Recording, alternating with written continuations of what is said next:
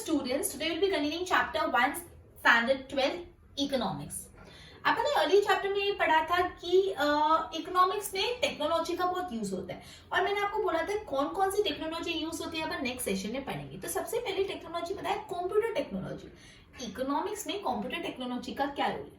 एक कोई भी जो स्टूडेंट ऑफ इकोनॉमिक्स को बहुत अच्छे से वर्ड कंप्यूटर पढ़ाते हो, वो डे टू डे लाइफ में कंप्यूटर यूज करते हैं। इनफैक्ट अभी तो स्मार्टफोन्स आ गए हैं, सबको कंप्यूटर स्मार्टफोन्स के बारे में बहुत अच्छा पता होता है। तो कंप्यूटर में भी क्या यूज करना होता है इकोनॉमिक्स को पढ़ने के लिए, इकोनॉमिक्स में क्या मदद करता है, कंप्यूटर में कौन कौन सी चीजें।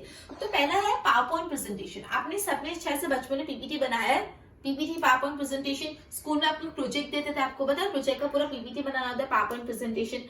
तो वही बात बोलिए, पावर पॉइंट प्रेजेंटेशन बोला है कि जो इकोनॉमिक्स का बहुत कॉम्प्लिकेटेड और बहुत जो डिफिकल्ट डेटा होता है, डिफिकल्ट थियोरी होती है, उसको आप इजीली रिप्रेजेंट कर सकते हैं थ्रू पावर पॉइंट प्रेजेंटेशन। कोई भी चीज को अगर आप एकदम लंबा चौड़ा लिखते जाओ तो उसको पढ़ने में इंटरेस्ट नहीं आता। लेकिन अगर आप उसका पीपीटी बनाओ तो मस्त कलर्स आते हैं, विजुअल होते हैं, स्लाइड जा रहा है, स्लाइड आ रहा है, एक चीज आ रही है, दूसरी चीज आ रही है, डायग्राम्स आ रहे हैं, ग्राफ, तो बहुत इंटरेस्टिंग बन जाता है। तो वही बोला है कि जो इकोनॉमिक्स की एकदम कॉम्प्लिकेटेड थियोरी से जो समझना मुश्किल है, अगर आप उसको पावर पॉइंट प्रेजेंटेशन के थ्रू समझाओ तो वो ज्यादा आसान हो जाए समझना। जैसे एग्जांपल आपको दिया, अगर आपको बजट के बारे में बताना है, बजट के बारे में आपको बताना है, तो आप है ना बजट का प्रेजेंटेशन को पूरे 3 स्लाइड में बांट सकते हो। पहला स्लाइड में बोला है कि आप उसमें बजट का मीनिंग और जो 2 अकाउंट्स होते हैं, पेमेंट और रिसिप्ट अकाउंट्स, उसके बारे में बताओ। सेकंड में आप example of content of budget and show how is it presented. और फिर सेकंड स्लाइड में आप क्या बताओ कि बजट के अंदर क्या क्या कंटेंट होता है और बजट कैसे प्रेजेंट होता है, बजट के अंदर क्या क्या कंटेंट होता है, क्या क्या अंदर लिखा हुआ होता है, कैसे प्रेजेंट होता है। फिर थर्ड स्लाइड में trends of budget in our country और can give actual budget of a government of recent year. आप थर्ड साइड में क्या कर सकते हो, गवर्नमेंट का बजट ही रख दो कि देखो इस टाइप का बजट होता है।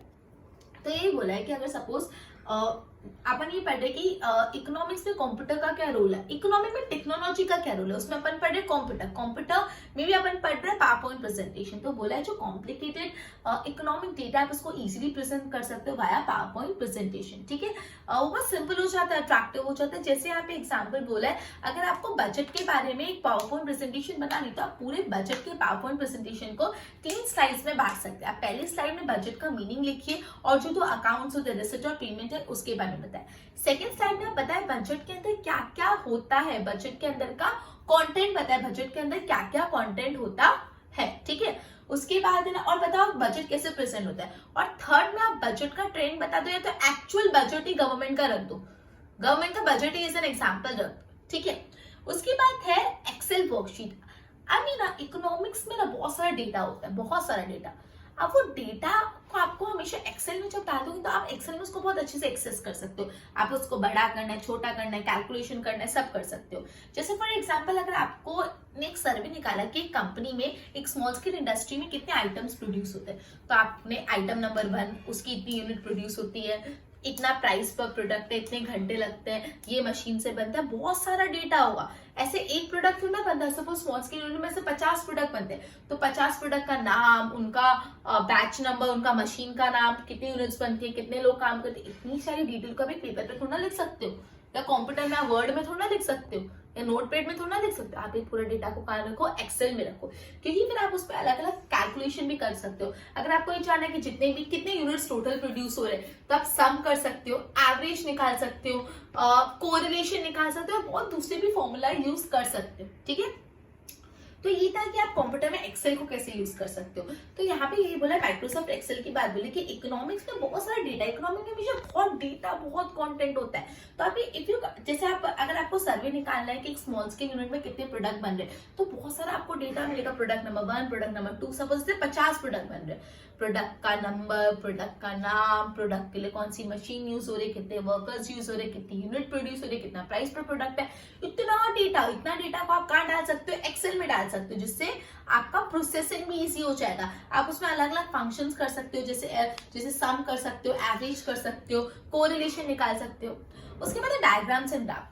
Several programs in computer help us to draw diagram and graph which may use frequently.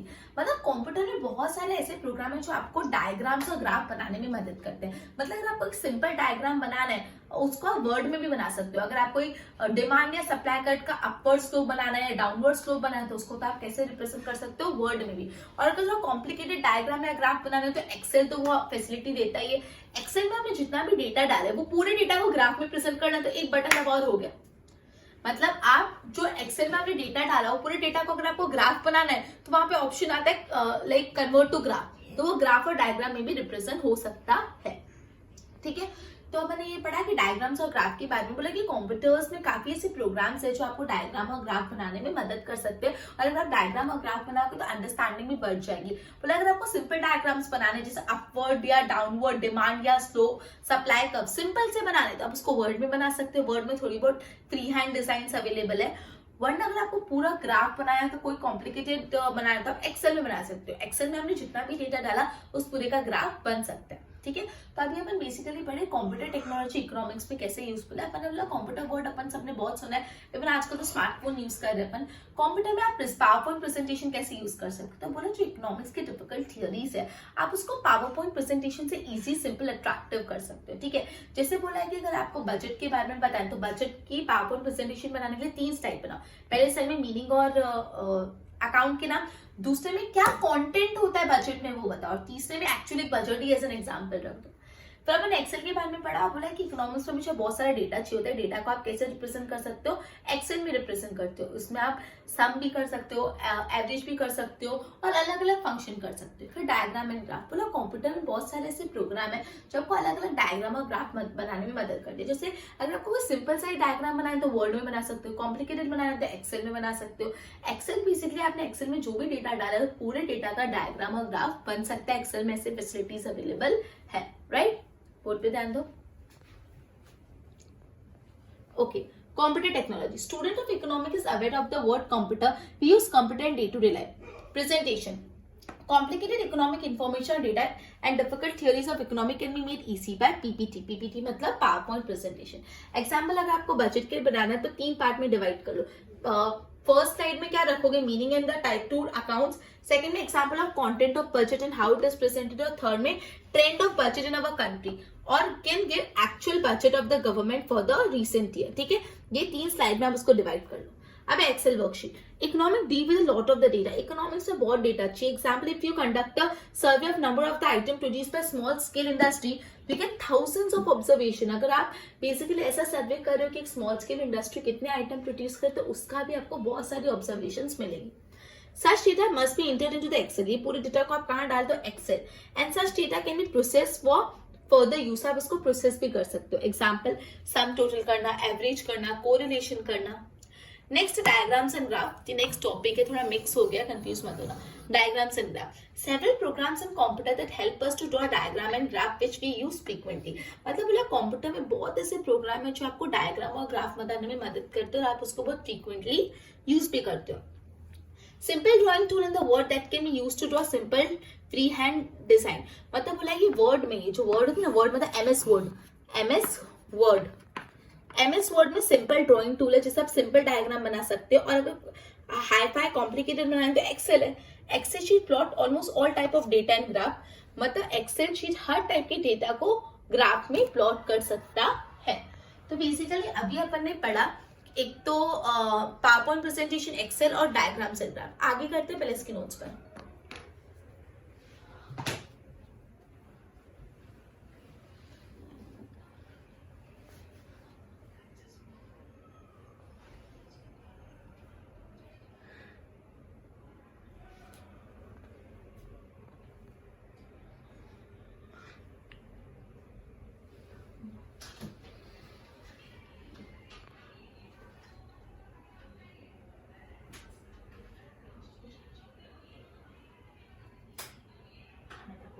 Question के लिए बोल रहे हैं.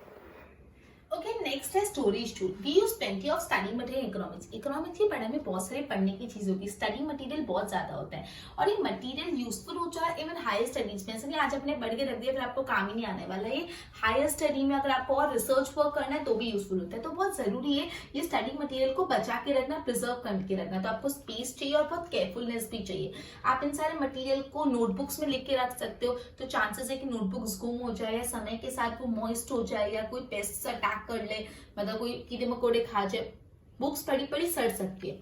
इसलिए there's a fear of losing such material due to the moist space। इसलिए क्या कर सकते हैं, पूरे डेटा को आप कहाँ पे स्टोर कर सकते हैं, कंप्यूटर में। कंप्यूटर में होगा तो बुक गुमने के भी चांसेस नहीं, या कीड़े मकोड़े खा जाए या पेजेस खराब हो गए उसके भी चांसेस नहीं।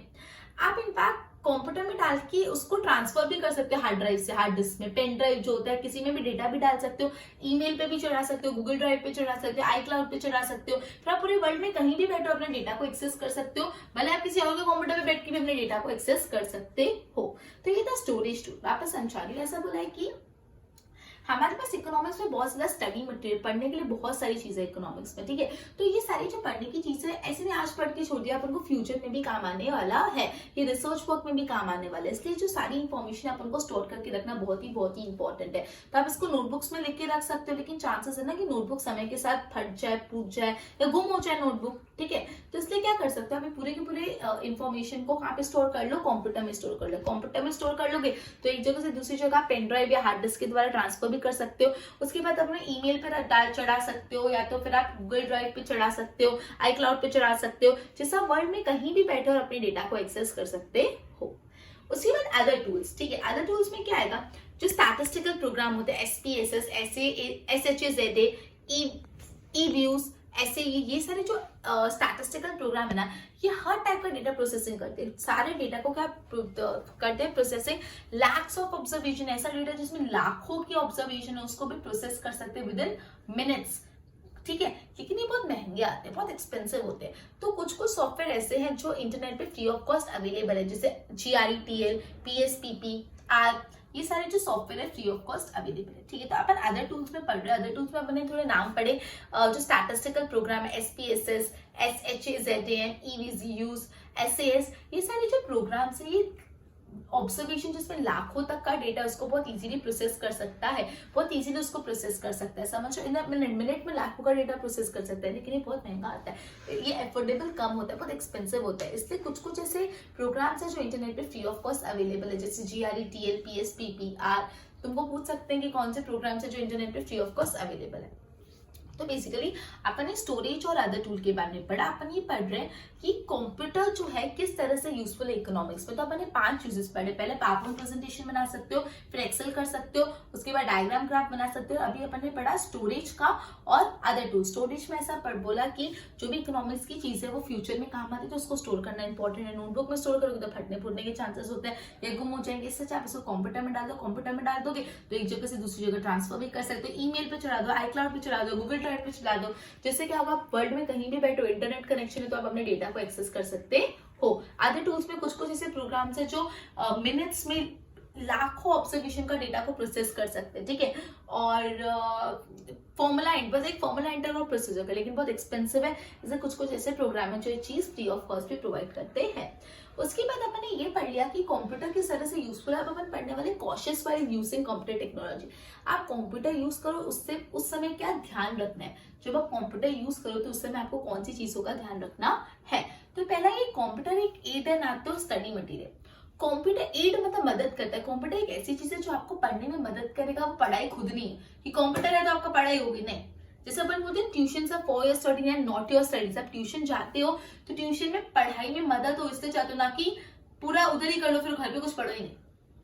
तो ये जो कंप्यूटर्स है ना वो अपनी मदद कर लेते हैं, लेकिन वो स्टडी मटेरियल खुद नहीं है। They make process of studying easy. वो पढ़ाई का प्रोसेस इजी और फास्टर कर लेते हैं, बट वो पढ़ाई को रिप्लेस नहीं कर सकते। अपन बोले हम लोग तो इकोनॉमिक्स स्टडी ही नहीं करेंगे, लेकिन हमारे पास कंप्यूटर है ना तो हमारा काम हो जाना चाहिए, नहीं।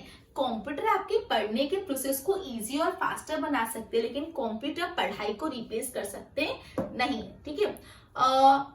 ये बात, अगर हम लोग प्रॉपर्ली डेटा यूज नहीं कर सके, प्रॉपर्ली इसको स्टोर नहीं कर सके, तो ऐसा भी क्या चांसेस है आप पूरा डेटा लूज कर लो। फॉर एग्जाम्पल, आपने गलती से ना पूरा सिलेक्ट करा और आप कॉपी करना चाहते थे, आपने डिलीट का बटन दबा दिया, पूरा डेटा उड़ गया, क्योंकि आपको अच्छे से यूज ही नहीं करना आता था। तो ये सब चीजों का ध्यान रखना पड़ेगा जब आप कंप्यूटर यूज करो। अब आपको डायग्राम बनाना है, ग्राफ बनाना है, लेकिन आपने डेटा प्रॉपर्ली आपको सिलेक्ट करना ही नहीं आ रहा कि आप ग्राफ बना पाओ, आपने गलत कमांड डाल दिया तो ग्राफ भी गलत बनेगा।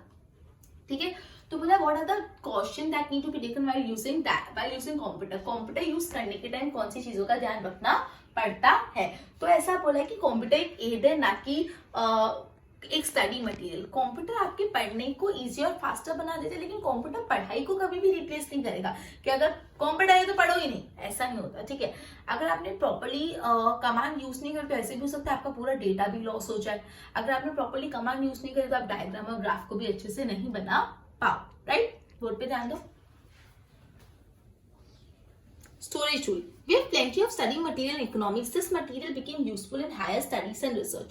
Economics में बहुत सारा मटेरियल है अपन को हायर स्टडी में यूजफुल है। We need space and carefulness to preserve such material in the form of physical notebook. हमको स्पेस चाहिए और बहुत केयरफुल रहना चाहिए उसको प्रिजर्व करने के लिए।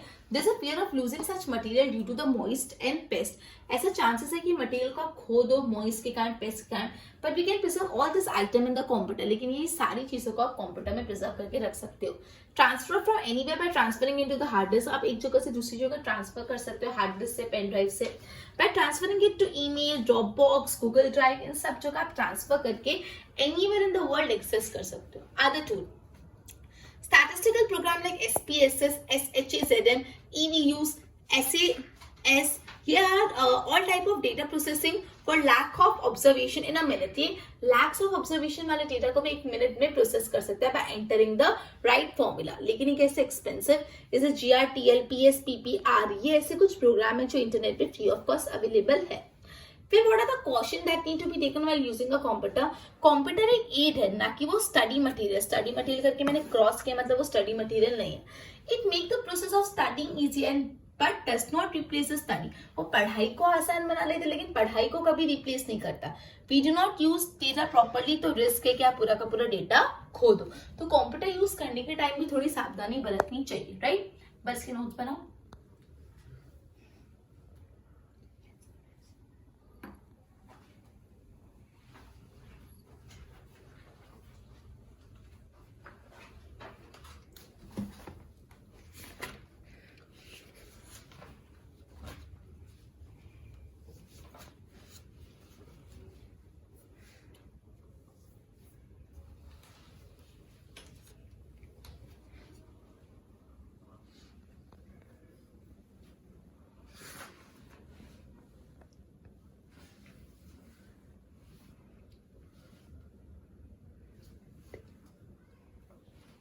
ओके, तो अभी तक अपन ने जितना भी पढ़ा उसको समअप करते। बेसिकली अपन ने ये पढ़ा कि कंप्यूटर टेक्नोलॉजी किस तरह इकोनॉमिक में यूजफुल है। सबसे पहले अपन ने पढ़ा प्रेजेंटेशन। तो बोला जो इकोनॉमिक्स की कॉम्प्लिकेटेड थियोरी होती है वो आप प्रेजेंटेशन के थ्रू, पावरपॉइंट प्रेजेंटेशन के थ्रू इजी बना सकते हो। जैसे अगर आपको बजट का टॉपिक रिप्रेजेंट करना है तो आप बजट के टॉपिक को एक पीपीटी बनाओ 3 स्लाइड का। पहली स्लाइड में आप उसका मीनिंग और अकाउंट्स का नाम लिखो, दूसरी स्लाइड में आप बताओ कि बजट के अंदर क्या क्या कॉन्टेंट होता है, और तीसरी स्लाइड में एक्चुअल गवर्नमेंट बजट ही रख दो।